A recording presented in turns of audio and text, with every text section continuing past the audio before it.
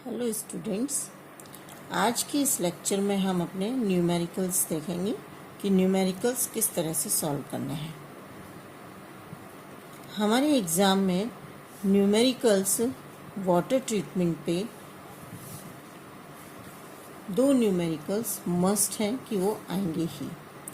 ये डिपेंड करता है कि कॉम्प्लेक्सोमेट्रिक टाइट्रेशन मेथड पर आते हैं या ज़ियोलाइट प्रोसेस पर आते हैं या लाइम सोडा ट्रीटमेंट।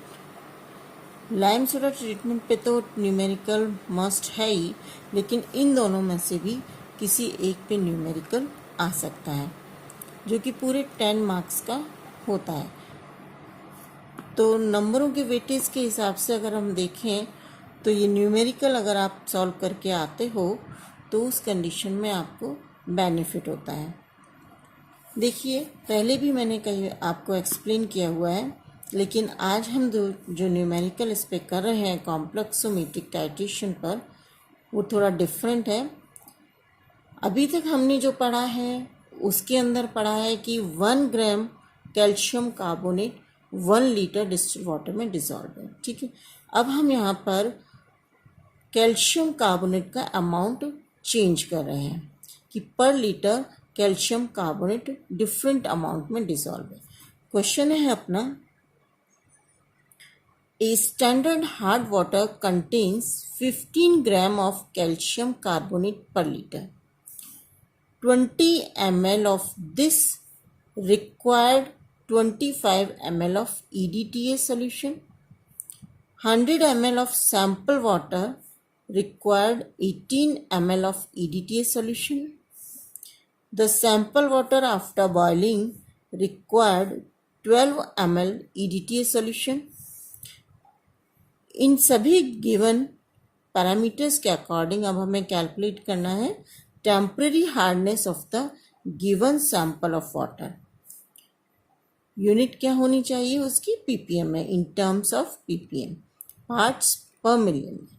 तो सॉल्यूशन किस तरह से हम इसे करेंगे, इसका सॉल्यूशन देखिए। अभी तक जो भी मेथड हमने पढ़ा है इसमें हमने हमेशा स्टेप 1 में ईडीटीए को स्टैंडर्डाइज किया है। टाइट्रेशन के लिए हमारे पास नोन सॉल्यूशन दिया हुआ है कैल्शियम कार्बोनेट का, इसलिए हम ईडीटीए को स्टैंडर्डाइज करेंगे कैल्शियम कार्बोनेट के स्टैंडर्ड हार्ड वाटर सॉल्यूशन से। यहाँ हमें गिवन है, गिवन क्या है आपके पास?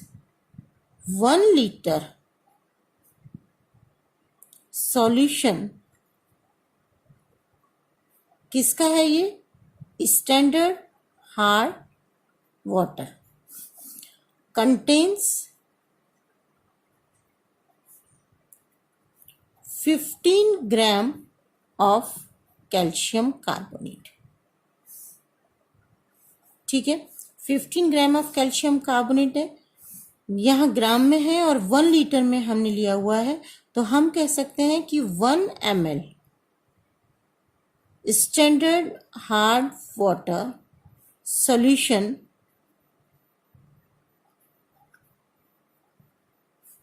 contains 15 milligram of calcium carbonate.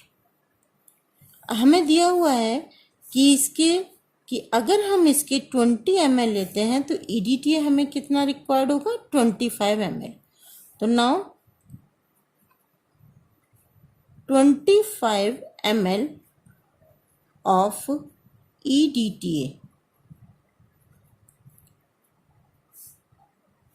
25 ml EDTA के लिए हमें कितना सॉल्यूशन रिक्वायर्ड है?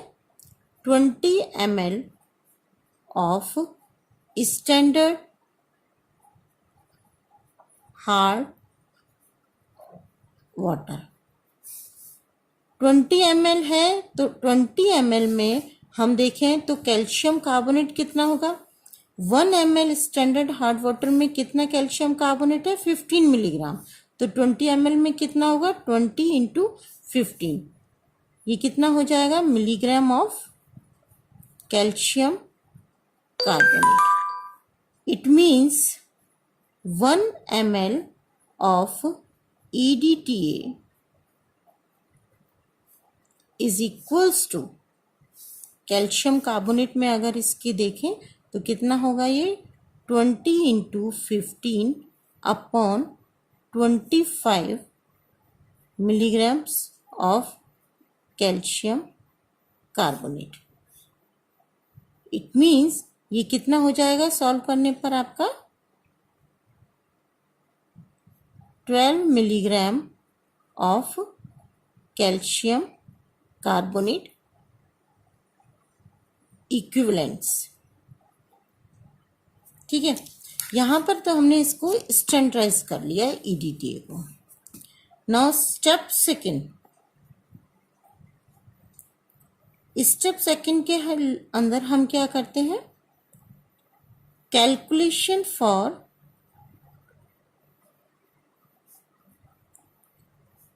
Total hardness of water sample. इसके लिए जब हम करेंगे तो हमें यहां पर देखना है कि अब हमारे के पास क्या गिवन है, 100 ml of sample water required 18 ml of EDTA solution। ठीक है, तो हमें यहां पर क्या गिवन है, 100 ml of sample water equals to 18 ml of EDTA, which is equivalent to 18 into 1 ml EDTA में कैल्शियम कार्बोनेट हार्ड इक्विवेलेंट्स देखें तो कितने थे 12 मिलीग्राम, तो 18 इंटू 12 मिलीग्राम ऑफ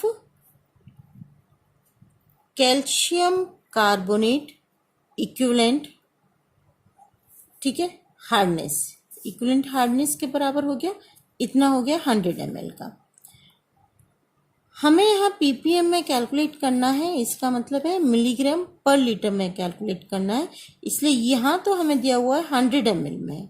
अब हम कैलकुलेट करेंगे किसके लिए, 1000 ml, it means 1 litre. 1000 ml of sample water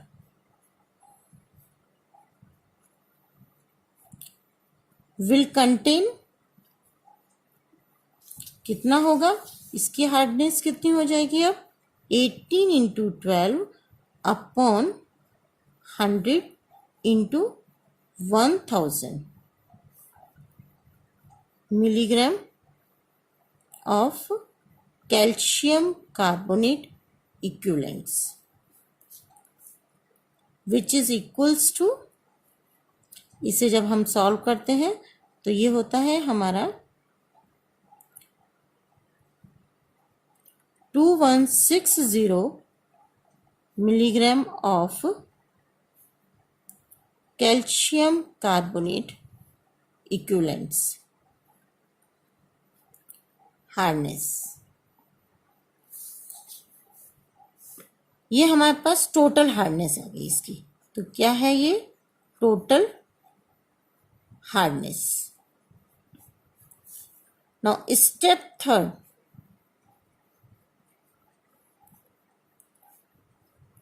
step third में अब हम किसकी कैलकुलेशन करेंगे, calculation for permanent hardness. Permanent hardness हमने क्यों लिया है, टेम्परेरी क्यों नहीं लिया, क्योंकि जब हम बॉइल्ड करते हैं वाटर को तो उसमें टेम्परेरी हार्डनेस रिमूव आउट हो जाती है और जो वाटर के अंदर अब रह जाती है केवल परमानेंट हार्डनेस होती है। तो हम केवल परमानेंट हार्डनेस के लिए यहाँ पर कैलकुलेशन करेंगे स्टेप सेकंड में। स्टेप सेकंड में जब हम कैलकुलेशन करते हैं परमानेंट हार्डनेस के लिए तो हमारे पास ऑलरेडी इसमें क्वेश्चन के अकॉर्डिंग क्या गिवन है, the sample after boiling required 12 ml EDTA solution. ठीक है, तो हम इसको लेते हुए अब इसे कैलकुलेट करते हैं। स्टेप थर्ड के अंदर हमें गिवन है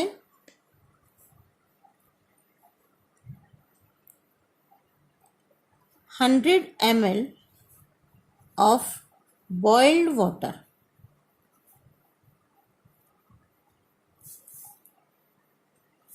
के लिए कितना EDTA रिक्वायर्ड है? 12 ml of EDTA, ethylene diamine tetra acetic acid, tetra acetate, ठीक है, ethylene diamine tetra acetate.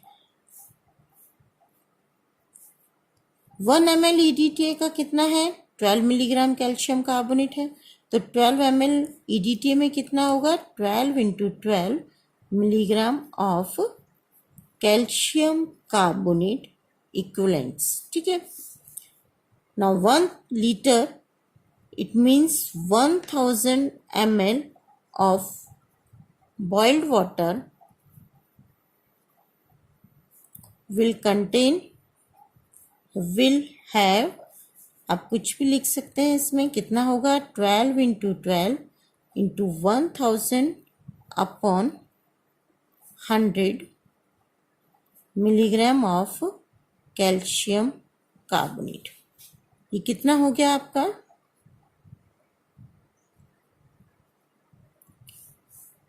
1440 milligram of calcium carbonate equivalent hardness। ये कितनी क्या हो गई आपके इसकी परमानेंट हार्डनेस। अब आपको पता है कि टेम्परेरी हार्डनेस कितनी होती है?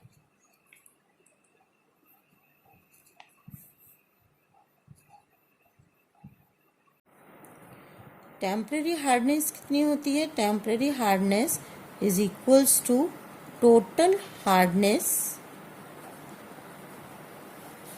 माइनस परमानेंट हार्डनेस, ठीक है। तो ये कितनी हो जाएगी आपकी?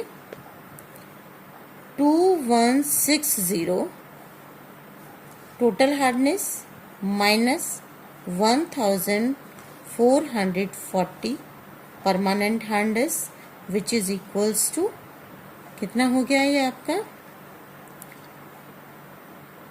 720 मिलीग्राम पर लीटर और ppm, ठीक है। तो यहाँ पर आपकी टेम्परेरी हार्डनेस कितनी हो गई? 720 मिलीग्राम पर लीटर।